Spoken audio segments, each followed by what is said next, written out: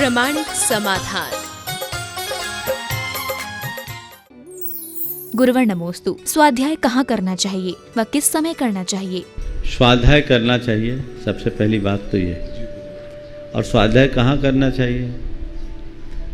जहाँ आप निराकुल होकर स्वाध्याय कर सकें, डिस्टर्बेंस ना हो, व्यवधान ना हो, चाहे स्वाध्याय हो या सामायिक। मंदिर उसके लिए सर्वोपयुक्त स्थल है, वहाँ किसी प्रकार का डिस्टर्बेंस नहीं होता। पर जिनको अनुकूलता नहीं, वो घर में भी कर सकते हैं, पर जब भी घर में करें तो कुछ सुविधा बना करके करें। आप घर में बैठे हैं, स्वाध्याय कर रहे हैं, अकेले हैं, स्वाध्याय शुरू किया, मंगलाचरण, बेल बज गई, मोबाइल बजने लगा। अब जिनवानी को छोड़कर आप उससे बात करोगे कि नहीं करोगे? बोलो। ये प्रतिकूलता आ जाएगी हमारे साथ। आप बात तो करोगे ना। अब बात करने का मतलब क्या है? जिस व्यक्ति का कॉल आया वो मेरे लिए जिनवानी से महत्वपूर्ण हो गया। माने भगवान की बात से भी ज्यादा मूल्यवान उस व्यक्ति की बात हो गई जिसकी कॉल को हम रिसीव कर रहे हैं। सोचने की बात है, हम कोई किताब के पन्ने पलट रहे हैं या जिनवानी? तो कभी स्वाध्याय करो, स्वाध्याय में बैठो, ससंकल्प बैठो, बल्कि फोन मोन सब एक तरफ रख दो। स्विच ऑफ नहीं रखो, दूर रख दो, साइलेंट करके रखो। उठाएंगे इतनी देर, जब मेरा स्वाध्याय हो जाएगा तब करेंगे। हमें तो काम नहीं, अगले को काम है, जो होगा सो देखेंगे। कोई अर्जेंसी भी होगी तो जो होगा सो होगा।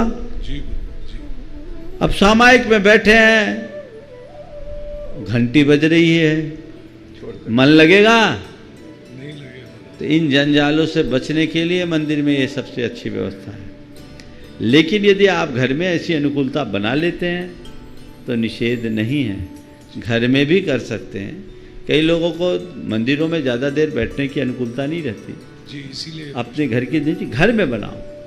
घर में एक कक्ष बना लो ऐसा स्वाध्याय का, पूजन आराधन का, सामायिक का, धर्म ध्यान का, वहाँ बैठो। और घर में अगर अनेक सदस्य हैं तो उनको पहले बोल दो कि इतनी देर में स्वाध्याय में या सामायिक में हूँ, इस बीच मुझे किसी भी प्रकार का डिस्टर्बेंस मत करना। तो वो कोई भी होगा वो रिसीव कर लेंगे। घरों में सदस्य होते हैं, नौकर चाकर होते हैं।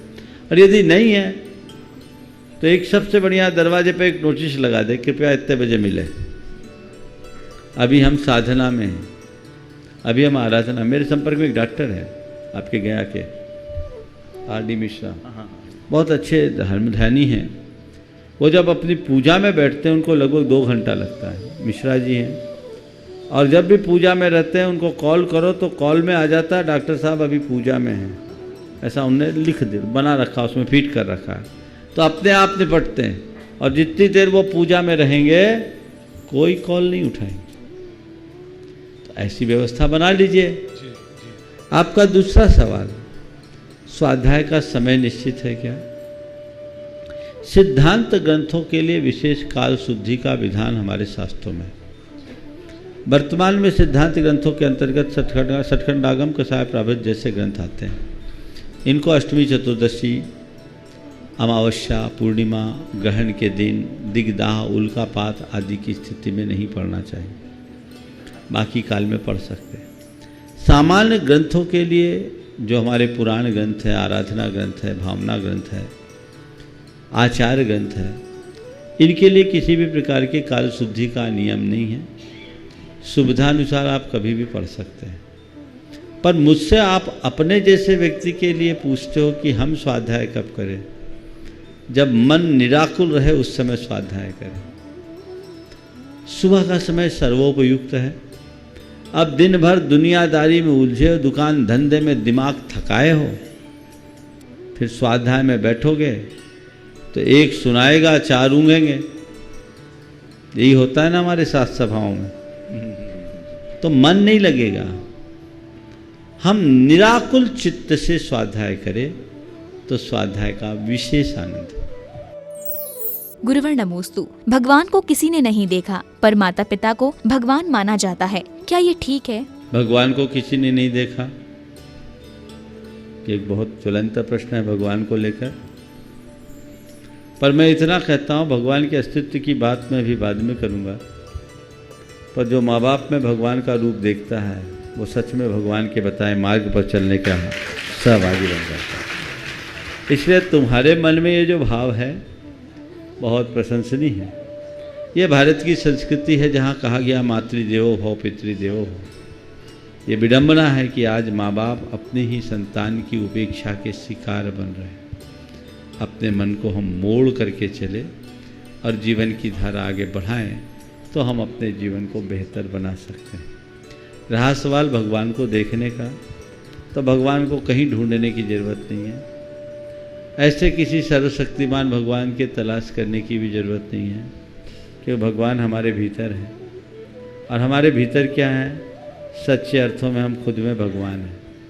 हम ही भगवान हैं, हमसे बाहर कोई भगवान नहीं। अप्पा सो परमप्पा, आत्मा ही परमात्मा है। बस अंतर ये है कि हम भगवान तो हैं पर भटके हुए हैं, हमारे ऊपर विकार छाए हुए हैं।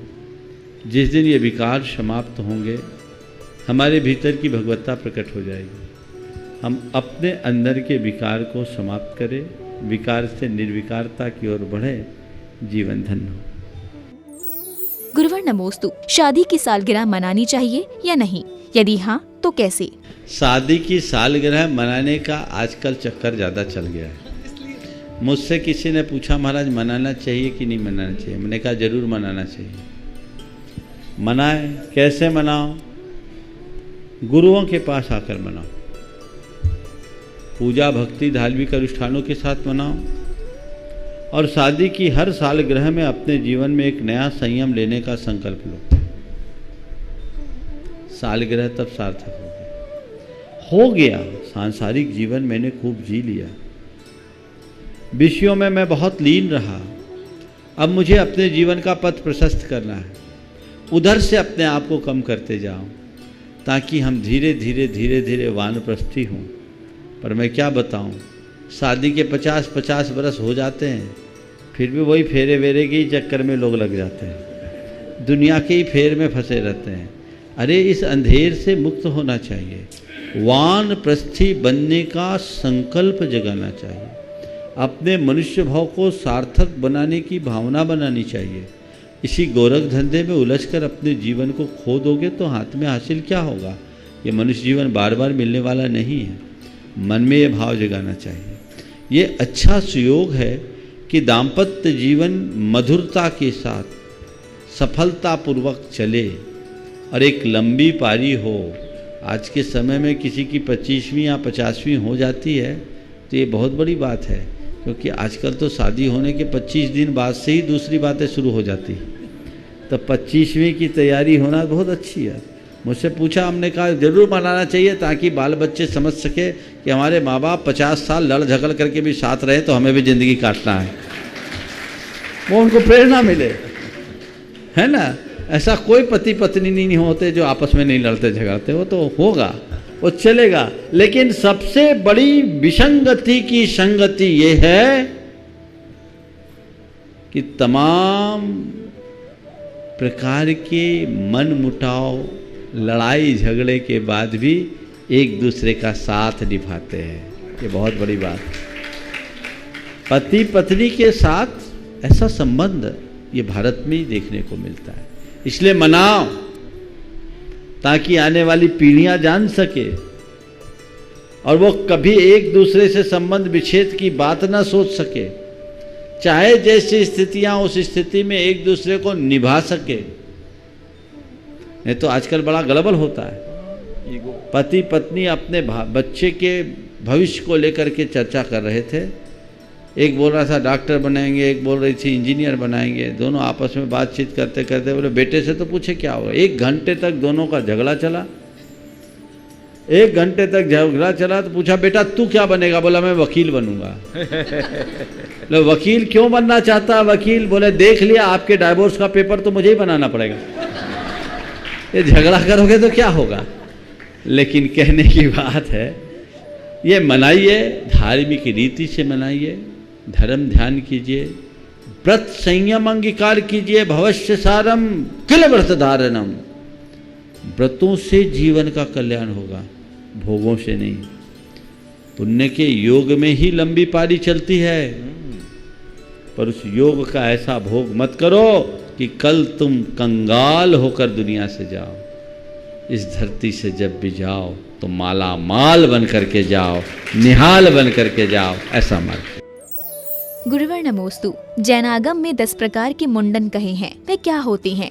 10 मुंडन। पंचमी उंडी मुंडा, मन मुंडा, हत्ति पाए तन मुंडा। ये मुनि के जो 5 इंद्रियों को मूंड ले, तन को मूंड ले, हाथ पांव को मूंड ले, वचन को मूंड ले और मन को मूंड ले। समझ गए? तो 10 मुंडा भन्निया समय, यानी मुंडन कर देना, यानी इन सबके विषयों का निग्रह कर लेना। गुरुवर नमोस्तु। अपने अंदर छिपी संभावनाओं को कैसे पहचाने? पहले तो संभावनाओं को पहचानो, पहचानोगे नहीं तो प्रकट कैसे करोगे? अब पहचानने के बाद धीरे धीरे प्रयास करो।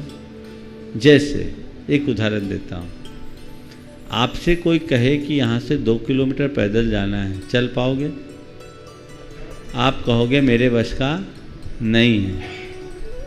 लेकिन शिखर जी के पहाड़ चढ़ते समय क्या होता है? नहीं, मुझे चलना है, पैदल ही चलना है। मतलब क्या है? आपके पास सामर्थ्य तो थी, पर संकल्प नहीं था। जब मनुष्य अपनी संभावनाओं को जान करके संकल्पित होता है तो उसकी अभिव्यक्ति होती है, और संभावनाओं को पहचाने नहीं और जानने के बाद भी उसके प्रति संकल्पित ना हो तो संभावनाएं कभी प्रकट नहीं होती। तो पहले अपनी संभावनाओं को जानो, फिर उनकी अभिव्यक्ति के लिए अपने आप को संकल्पित करो और सतत सक्रिय हो जाओ। धीरे धीरे स्टेप बाय स्टेप चलेंगे, परत दर परत सारे आवरण छटेंगे और हमारे अंदर की संभावनाएं उजागर। गुरुवर नमोस्तु। हम जन्म के पूर्व थे व मरण के बाद होंगे, इसका क्या प्रमाण है?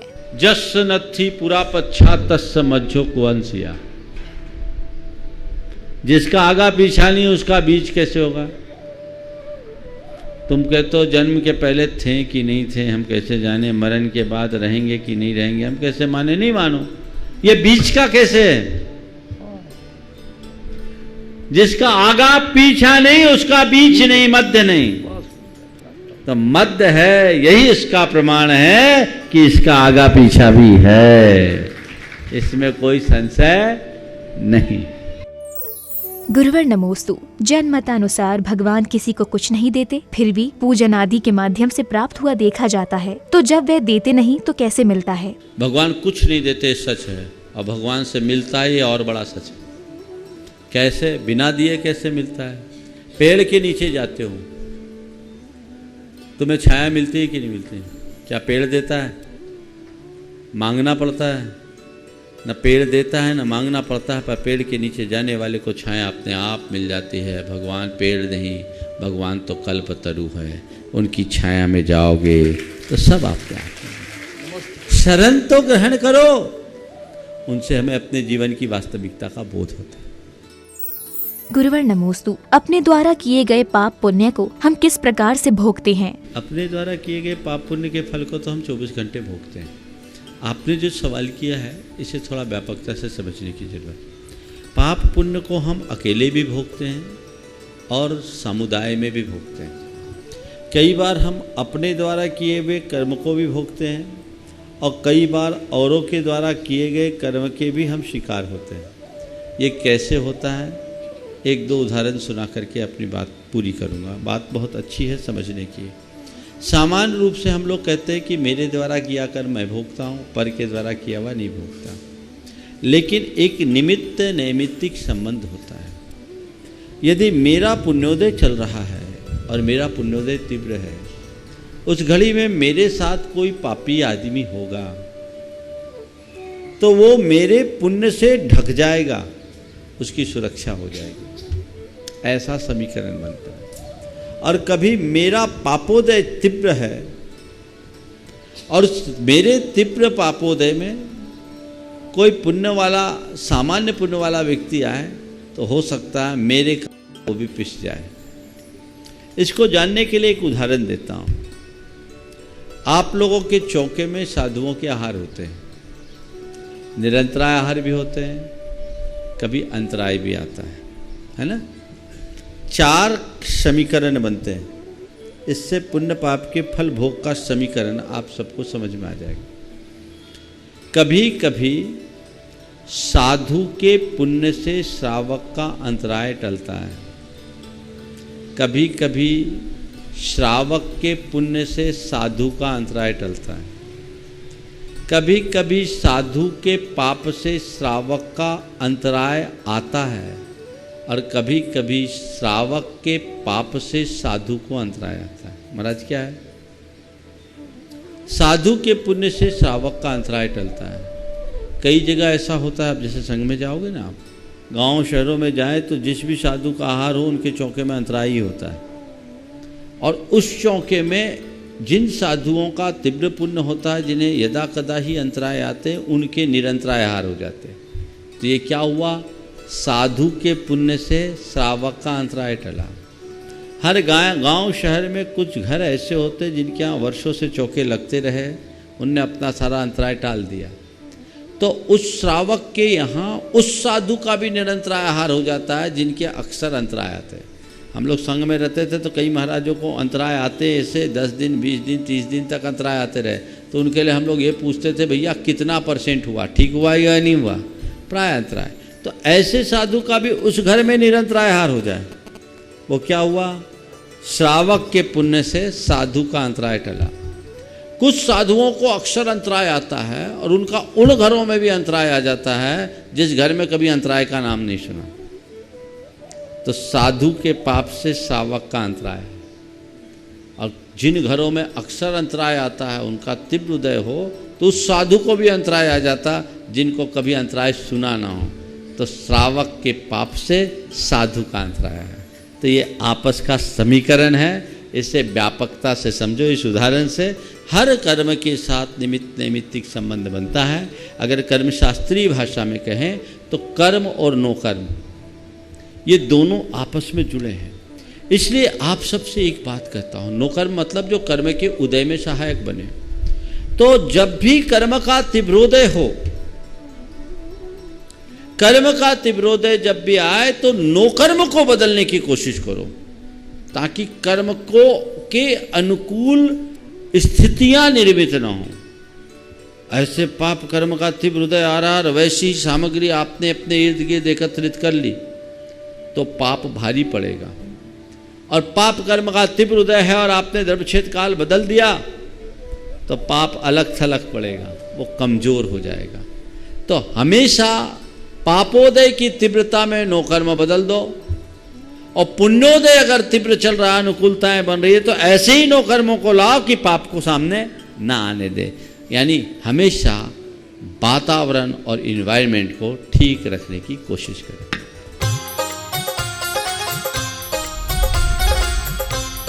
प्रामाणिक समाधान।